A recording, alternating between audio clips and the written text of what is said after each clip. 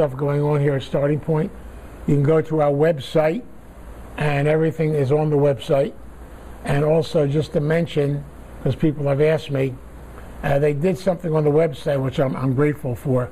They put a thing called Vince's Corner, and they took all the different, we have like 13 YouTubes now, and also my CDs I did on the steps and everything are now on there also. And how they have it set up on the website, you can everything's linked over to YouTube and linked over to everything, so you can access it a lot easier than trying to search for it. So you can check that out if you want to, okay? I'm going to begin by doing a reading from the language of letting go, and I picked the one from February the 1st as it pertains to our topic for tonight.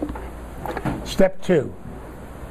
Came to believe that a power greater than ourselves could restore us to sanity. We come to believe in a better life through the powerful gift of other people. Hearing them, seeing them, watching the gift of recovery at work in their lives. There is a power greater than ourselves. There is real hope now that things can and will be different and better for us in our life. We are not in a do-it-ourselves program. We do not have to exert willpower to change. We do not have to force our recovery to happen. We do not have to pull ourselves up by our bootstraps so we believe that there is a power greater than ourselves, one who will get the job done to help us in our life. This power will do for us what your greatest and most difficult efforts could not accomplish. Our higher power will restore us to a sane and beneficial life. All we have to do is believe. Look, watch, see the people around you, see the healing they have found, and discover your own faith, your own belief, and your own healing. Today, regardless of my circumstances, I will believe to the best of my ability that a power greater than myself can and will restore me to a peaceful, sane way of living. Then I will relax and let God do that. I kind of picked that reading because I want to just kind of connect last week's lecture and this week's lecture together, because I refer to these 3 steps, 1, 2, and 3, as the foundation steps of recovery. And it's like anything else in life. If you're going to really build something or do something in a positive way, you have to lay a foundation. And the first 3 steps of the program kind of lay the entire foundation for how the program works and what it's really all about. And so I use a term, you probably heard it before, it's called a three-legged stool. And basically you'll notice that a stool with 3 legs, if you take one leg away, the stool has a little bit of a tough time. It needs all 3. For us to truly grow as people, to be able to do the work that we have to do, to learn ourselves, we have to basically have all 3 legs, or all 3 areas, to help us to grow and to experience who we are as people. Last week we kind of connected with the first step. We talked about powerlessness, we talked about acceptance, we talked about surrender. One of the most hardest things in life to do, because we're all human beings, and many of us deny a lot of stuff until we can't deny it anymore. And basically being able to experience powerlessness is scary as hell. And yet, it's beautiful at the same time. To come to an acceptance of a reality. But you notice in the first step, they warn us, because we have to do it with others, not by ourselves, as even the reading said tonight. We learn from all the people around us. I truly believe that every human being on the face of this earth is one of God's teachers. And I truly believe that even those people that maybe don't make it, and those people that go through the struggles, they're also God's teachers. We learn from all the experiences we go through in life, no matter what they are, even the painful ones. Hopefully and prayerfully, those experiences will then become our strength. We'll learn from them and we'll grow from them. And I've said it so many times. I said it last week. I'll say it again. We are the greatest library on the face of the earth. The human library. Our stories. The things we've been through. Please don't be afraid to share them with one another, to connect them with each other, and to learn from one another. Now tonight we're going to move into steps 2 and steps 3. 2 of the most spiritual steps of the program. And again, for those who might be new for the first time, when I use the word spiritual, I'm not necessarily talking about religion. but I am talking about aspects of faith. And so the concept in spiritual actually means to come to a better awareness of myself as a person. Take time to find out who I am. Step 2 tells us we came to believe in a power greater than ourselves that will restore us to sanity.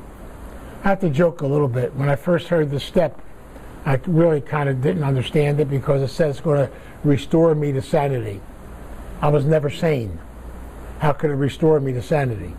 But the concept is, it actually created in my life a new dimension, something I never truly believed I could truly experience.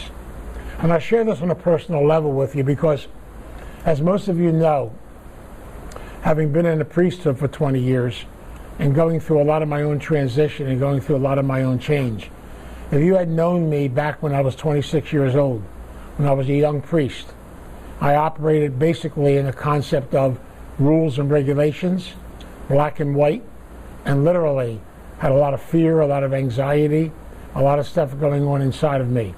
And I was kind of running away from the real me. And as a result then, I looked at life through a very narrow vision. And everything kind of had to be the way I thought it should be. And I literally tried to control everything and be in charge of everything. What I found over the years, and I really can share this with you, I'll share some part of my story a little bit. I realized the fact that learning this is something that took a lot of time to be able to deal with. You know, I've learned over and over again, most of us don't learn fast. And maybe it's good that we don't. Everything that's worthwhile in life comes slowly. It's a gradual process of discovering and learning. And I realize this today because messages that people give to us, they come from people. They come from God's messengers, from all of us. The second step is about faith. It's about trust. It's about having the faith to believe that things will come to you when they're supposed to, and they will come to you in God's time, not in your time. And the hardest thing for us is to get out of the way, to allow it to happen, and just to try not to control it. I truly believe that control is probably the toughest of all of our diseases, the toughest thing of life. Because literally when I try to control life, life doesn't work. When I learn to let it go, and that's that third step, to be able to let go and realize the fact that willpower, trying to control things, I have a nickname for willpower, I call it sick power. And really in reality, it really is sick when you try to control things through willpower. But the willingness is the key to recovery. The willingness is the key to life.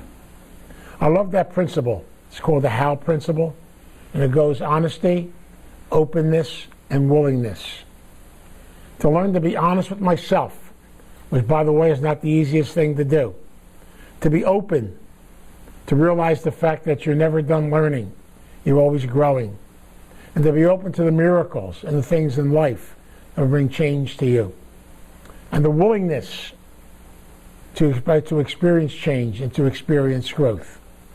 I know many of us, myself included, for a lot of years, were scared of change. Because change involves risk. Change involves the process of looking at things I don't want to look at. And change involves the concept of growth. Now, I'll give an example of this to kind of show you how it works. I want to go back to the year 1969 just for a couple of minutes. The reason I want to go back to that year is because in 1969, I was 29 years old. I was a young priest. I was scared. I was afraid. And literally, control was the way I ran my life. But at the same time, I also thought I had the answers for everybody else's life. It's kind of insane, what can I tell you? But the bottom line was, a good friend of mine took me to my first 12-step meeting, which was in 1969, and the meeting was Al-Anon. And those people at Al-Anon, I'll never forget this as long as I live, and especially one particular lady. People at Al-Anon kept saying to me, you need to learn to work on you. But see, I told them, a little ego thing, I didn't need any work. See, I was a priest, had my act all together, I knew everything, I didn't have any problems. The man I lived with had all the problems. Now, I came here because I wanted you to teach me how to fix him. But those people at Al-Anon are pretty sick. They kept telling me to work on me. That's amazing, the stuff they used to tell me. And I didn't get it.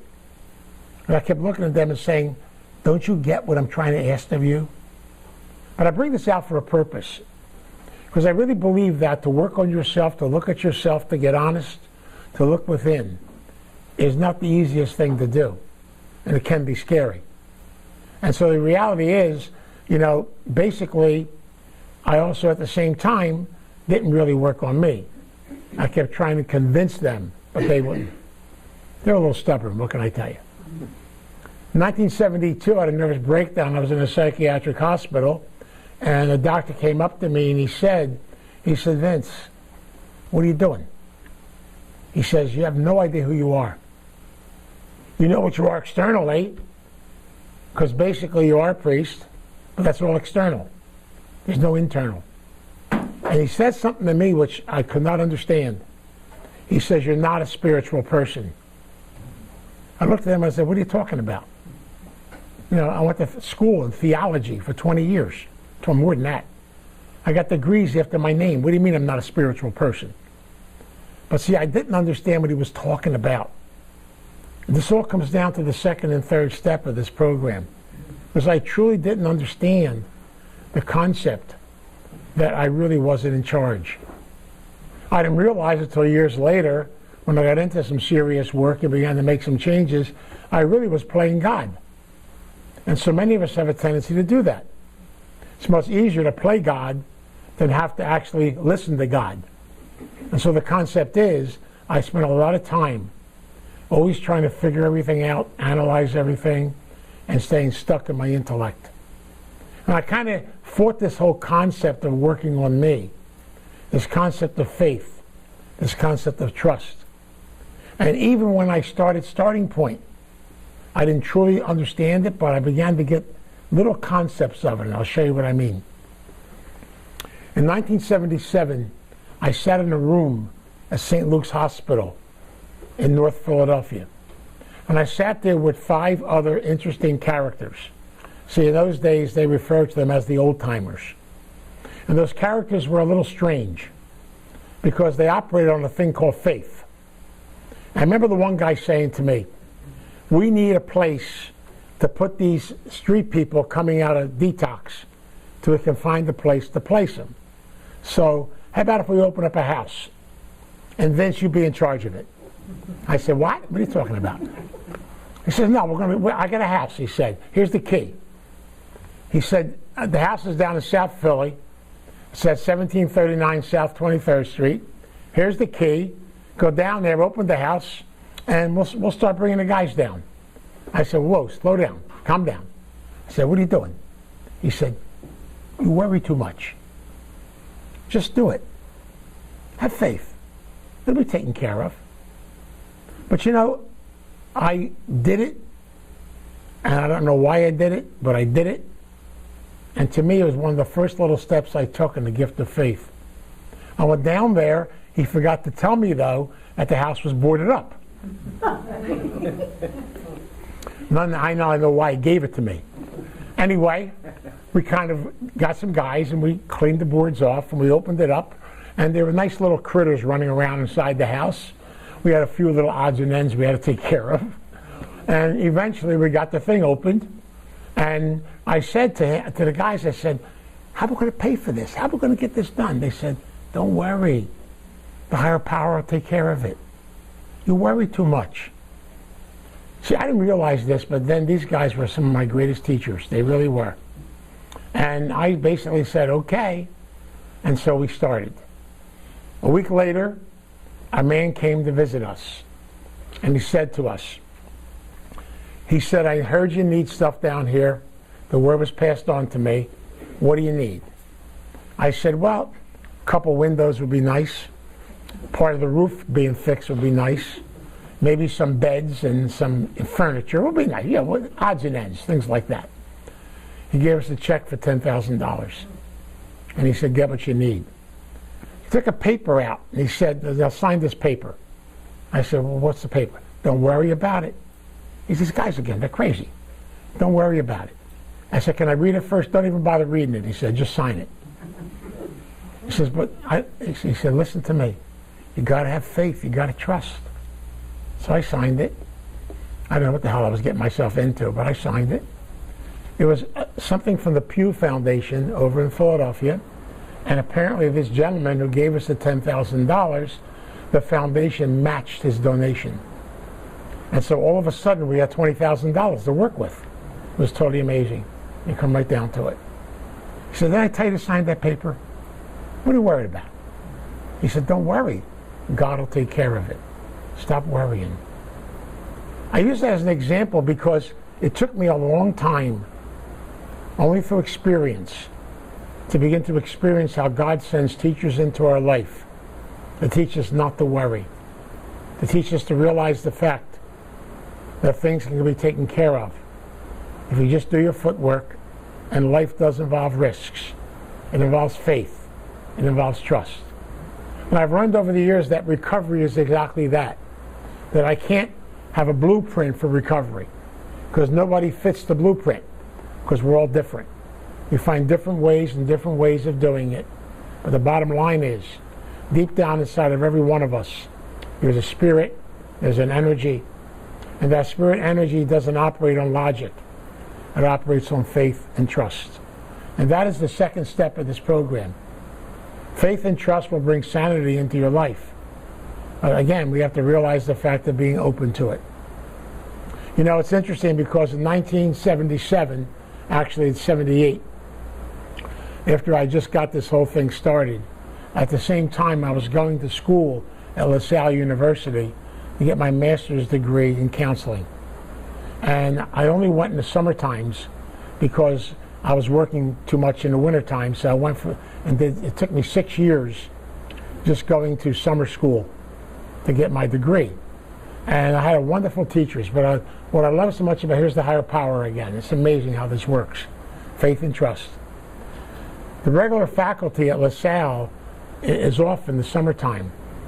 They brought in a European faculty to teach the graduate school program. And I'm going to tell you, one of the greatest gifts God ever gave me is being taught by faculty members from Europe. Do you know they look at life totally different than we do? They don't worry about too much. It's totally amazing. And I will never forget one of my teachers. I call him one of my spiritual guides. You know, I have no idea where he is now, if he's still alive or not. But his name was Father Jerry. He was a Belgian Jesuit. And he was one of the most unique individuals I ever met in my life. But this is where faith and trust come into play again, that second step and that third step, and realizing the fact that we're not in charge. There's something greater than us guiding us in this world. If we only have trust and we only have faith and believe and do the best you can on the journey of this earth, and therefore we have to be connected to something more powerful than us. And yet sometimes, you know, that ego and that thing up here gets in the way. It makes you half crazy and half nuts. Because we figure, I can handle it. Somebody tells me they can handle it, and what I want to do, I want to handle them. I'm not allowed to do that anymore. We used to call that Italian therapy. But I'm not allowed to do that anymore. I'll get in trouble if I do. But the concept is, I've learned over and over again. So I remember the first day of class. Now, you kind of have to visualize this. We have a group of priests in summer school and nuns. We're all sitting in the class, probably about 25 of us sitting in a classroom. And of course, we're typical Americans. We bought the textbooks. We had the notepads. We had the right proper pens and pencils. You know, the nuns, you had number 2, whatever it is, I don't know what number you're supposed to have, whatever. Everything's ready. And we're waiting for the professor. And this is a 3-hour class that we go to. And the classes were supposed to be 3 hours every morning and 2 hours every afternoon. We're sitting there. In comes the professor, Father Jerry. He has Bermudas on, a white t-shirt, and flip-flops. He comes in and he says, hello. We all looked at him. He said who he was. And then he looked at us and he says, what do you want to learn today? Nobody answered him. I mean, you're supposed to be teaching us. What do you mean, what do we want to learn? We paid money for the course. He says, what do you want to learn today? Nobody answered him. He said, okay. He said, then let's go have lunch. And he walked out of the classroom. We all stood there like, wow. We went outside. He was sitting at the table in the cafeteria across the street, drinking coffee. We all ran over there and we said, what about the class? He said, you worry too much. The sun is shining. It is a beautiful day. Sit down. Have a cup of coffee. Relax. Let's just enjoy one another. The man scared me. Okay. I said, what about the class? We do something tomorrow. Don't worry. We do something tomorrow. And every day we went, we do something tomorrow. I used to love the guy. But you know, I have to say this honestly today. That man taught me more than any professor ever taught me in my life. Because he taught me about life. And he taught me that life is not this set of rules and regulations. That life is basically a journey.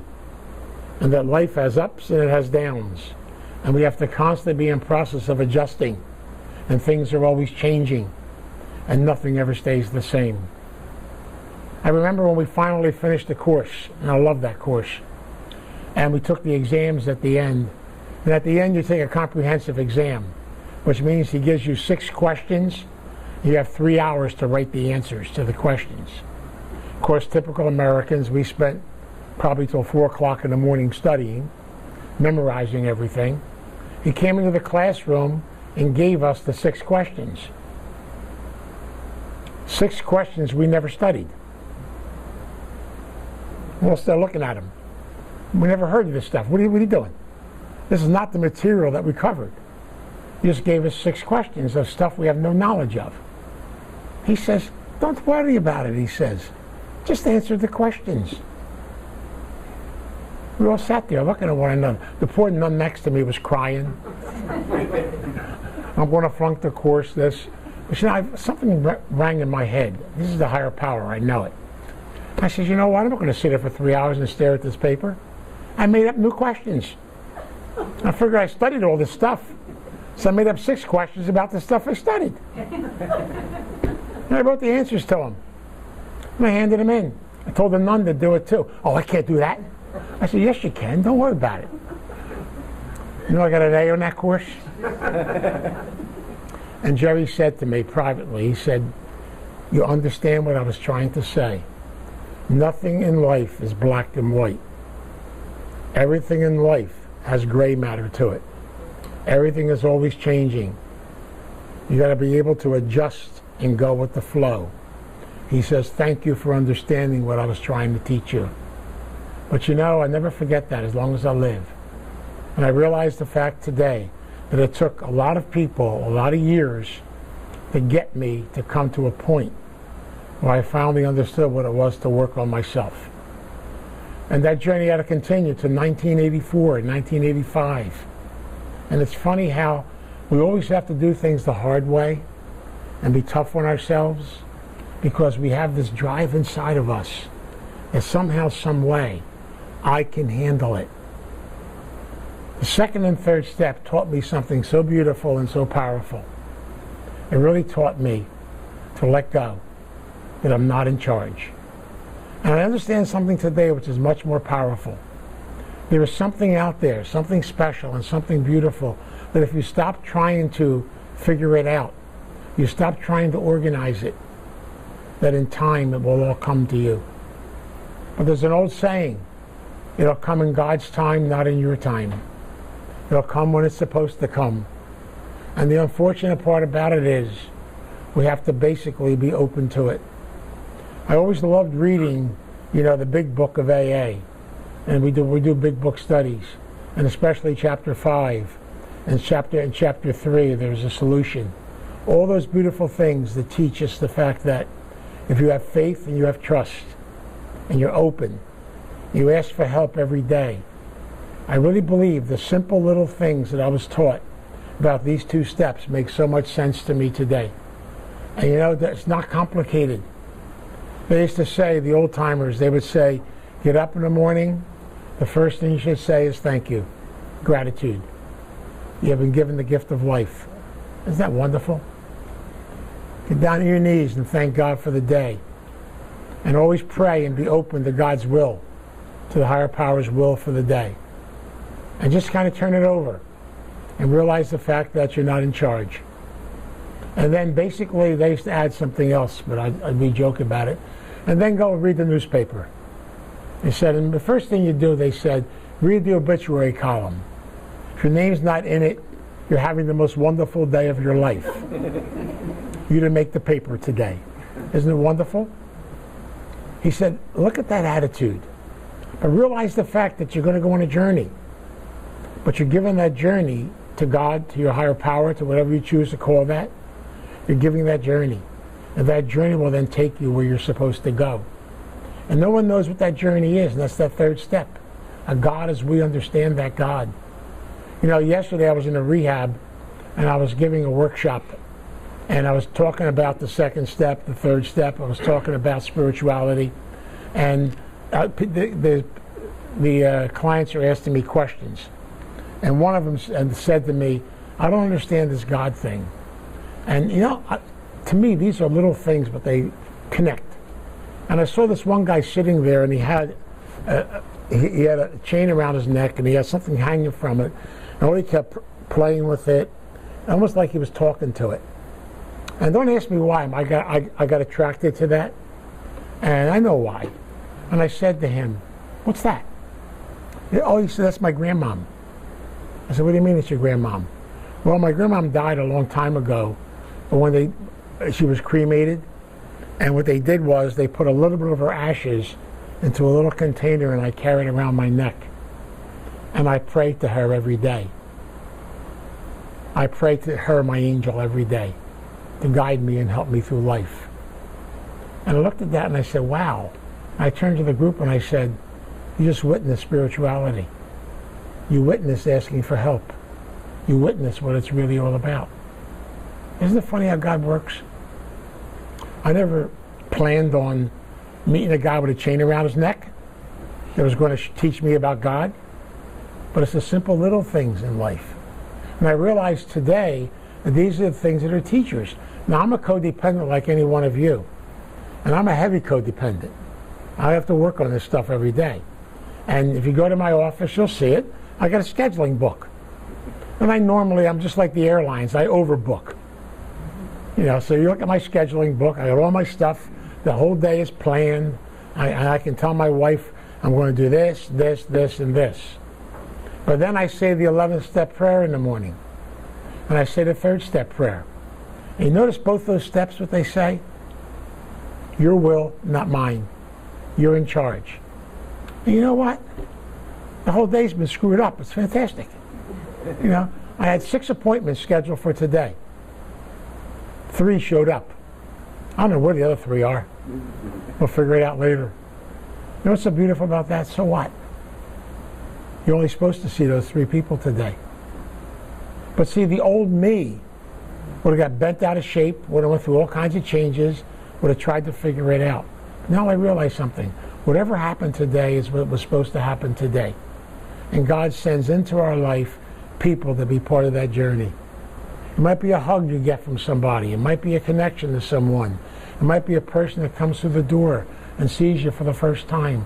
It could be a lot of things. It's all the little things that make the higher power up. And that's why it says, come to believe. Come to believe that deep down inside we have the Spirit. We have lots of names for it. Some people call it soul. Some call it grace. Some call it the Holy Spirit. We have all these things deep down inside of us that makes us who we really are. It's our real spirit. Our body is only a casing. It's only a carcass.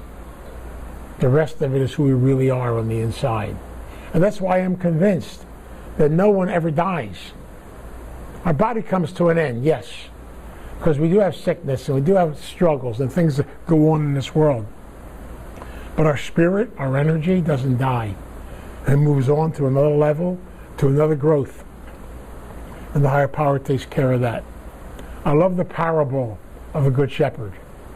To me, it's a beautiful parable. And I often visualize in my mind, you know, God being the shepherd. And you notice in the parable of the Good Shepherd, he always goes after the lost sheep. the one that got away. He brings it back to the fold. And sometimes we experience tragedies in life, and things happen. And I always kind of visualize that concept of the good shepherd taking the person and bringing that sheep back, and realizing you're part of the family. You're all connected together. We all belong to one another. And there is no such thing as a lost sheep. Might be lost for a little while, but eventually they're brought back together. We have to come to believe there is a power greater than us. There's something there. There's something special. You know, we get ourselves so involved in the world around us, so involved in all the stuff that's going on, and we have to realize something. It's all part of the world.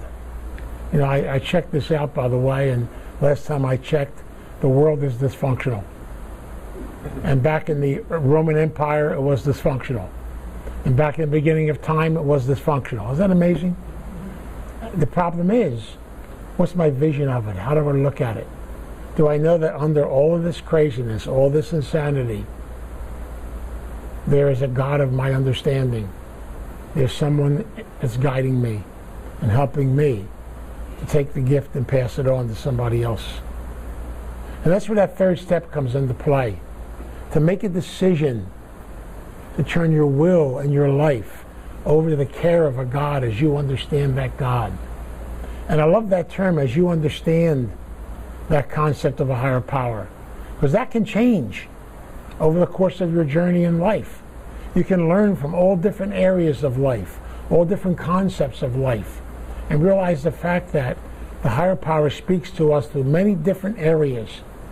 I love that scripture, in my Father's house there are many mansions. There are many, many ways and many, many directions, but we all have a room, and there are many mansions and places to be connected to. Our body, it's a casing. It grows old. Sometimes we have to leave the body even earlier, and that's okay too. Because we don't know why. I can't answer the question why. You know, all I can tell you is that you're on the journey for today. Do the best you possibly can do. Be open to change. Be open to growth. Realize the fact that each day, ask the God of your understanding to guide you. Be open to the guides that come into your life. And I really believe that God sends messengers in our life every day through our journey, through every human being that we meet, even those human beings that aggravate you. They're in your life to teach you how to deal with aggravation. That's all. That's why they're there. They're all part of it. And on given days, we aggravate other people. What can I tell you? Isn't it great to be a human being? It's fantastic. It's also great to be able to laugh at yourself a little bit too. See, it's that concept again of learning how to live. This is one day that we have. We have today. Live it to your fullest. Live it to the best of your ability. None of us know about tomorrow. That's why I truly believe deep down inside that every day I got to start with gratitude. At the end of the day, I get on my knees and I say, thank you. Thank you for the gift of today. Thank you for the lessons of today. Thank you for the people you sent into my life. And even thank you for those people I had a hard time with today. The ones that scared me. The ones I don't know what to deal with, how to deal with them. And that's okay. Thank you for whatever happened in the course of this day. And I'm going to go to sleep tonight. And I hope to pray to God, if it's your will. Not mine, if it's yours. If I wake up tomorrow morning, we'll say hello and we'll start the day all over again. And if not, I'll check you on the other side. Real simple and real plain. You know, I've learned over and over again, I'm beginning, you know, aren't we strange human beings?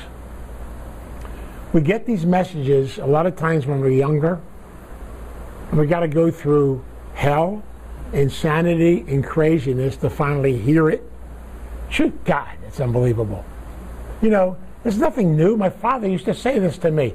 He was an immigrant with a second-grade education. He would say to me, relax, take it easy. Here's that Father Jerry again. Relax, take it easy. Where you going? Everything will happen. Everything will be taken care of. Just enjoy the day. You know, my father used to go downstairs every morning, open all the blinds, all the light ever would come in, the sun, everything. And he'd say, isn't it a wonderful day? Enjoy it. He says, pretty soon you'll be on the other side of the dirt. You won't be able to see it, so enjoy it. I used to love his concepts. He used to say simple little things. But you know, I was young. I don't know what the hell he was talking about. And now I do.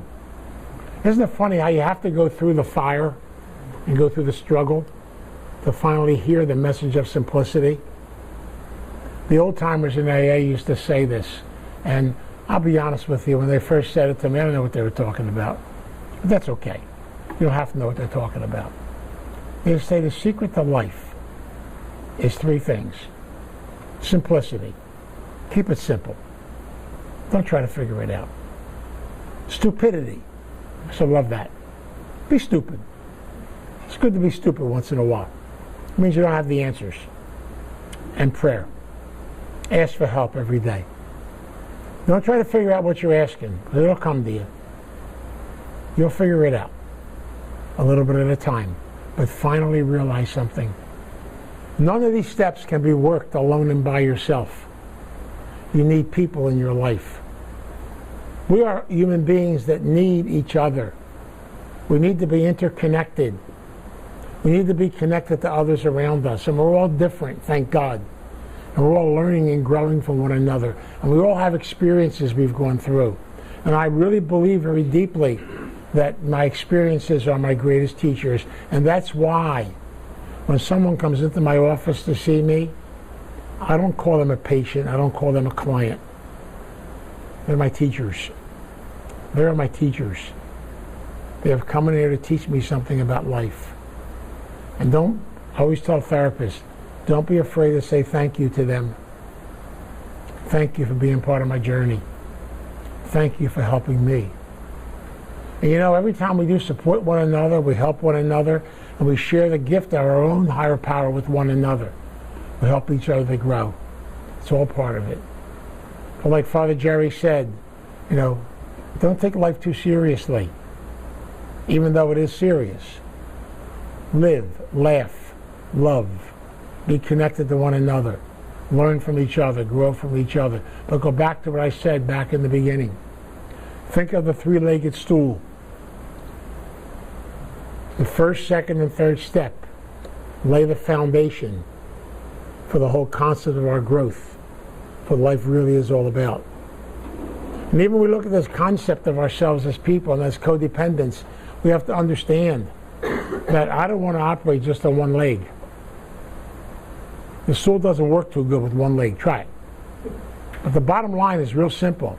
I need all three. But in order to put those three together in the course of my life, I also need people to interact with, to share with, and to be connected to. Because we're family. We're connected to each other. I mean, I said my prayers this morning. I asked God to send into my life the people I need to have with me in my life today. And He sent me all of you. Isn't that great? It's amazing. It's unbelievable. You know, He even sent me him, Jamie, Gregory. But that's the fun part about it. We have to learn to love life and enjoy life and laugh a little bit too. That's the good part about it. See, I know I can bust him. There's no problem at all. But that's the fun part about it. You know, but the thing is, you have to realize the fact that it's a big world. You know, are things crazy sometimes? Oh yeah, sure they are. But thank God that they are. Teach you how to deal with it, how to handle it. You're not going to change the world, by the way. Please, don't do that. You don't want to know why? I tried it. It didn't work. It put me right into the ground almost. Don't save the world. Work on yourself. Stay connected to your higher power. Be open to these two beautiful steps of faith and trust. And then basically connect with another human being. Pass it on. Stay connected. And if you can pass it on to somebody else, they'll pass it on to somebody else. And so many times you won't even know you're doing it. Isn't that wonderful? It's fantastic. You never know where it's going to come from or what's happening. You know, some lady called me up from California. I don't know who she is. She says, called up to say thank you. I said, can I ask you for what? She said, well, I looked at one of your YouTubes on video, you know, and it really, really hit home and it really helped me. So I kind of looked up a number that you're in and I called to say thank you. I still don't know who she is. And that's not important. The bottom line is you never know when you're touching another human being. You never know when you walk and even just say hello to someone. Give somebody a hug. Stay connected to each other. And acknowledge another human being. That's enough. Simple and plain. You carry a message by the way you live your life. Just do the best you possibly can do. And please, do me a favor. Please don't be perfect. I can't stand perfect people. They're a pain. They drive themselves crazy and drive everybody else crazy too. You have to realize the fact we're human. It's the human element that's the beautiful element. And that's why they have that beautiful phrase in the program. Experience becomes strength, becomes hope. All of us in this room have battle scars. I call them scars of honor. They're all the things we've gone through on our journey. And sometimes they're painful and very painful. We've all gone through losses. You know, it's interesting how so many of us, and no people in this room have gone through losses. And losses are part of life. This past weekend, I buried my son-in-law's, my son-in-law's brother, who died of a drug overdose. Tonight I got another phone call from another gentleman that went through our program here who died of a drug overdose. You know, can I explain those things? No, I can't. They're all part of the journey. All I know now is that maybe they're at peace. Maybe the battle with their demons is now over. And I pray for them and I wish them well in the new journey.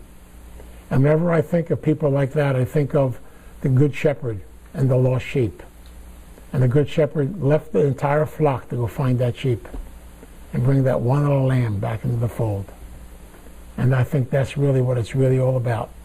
And I can just visualize the Good Shepherd saying, welcome home. Welcome home. I know you went through a battle. I know you went through struggle. But welcome home. We never know. Who knows?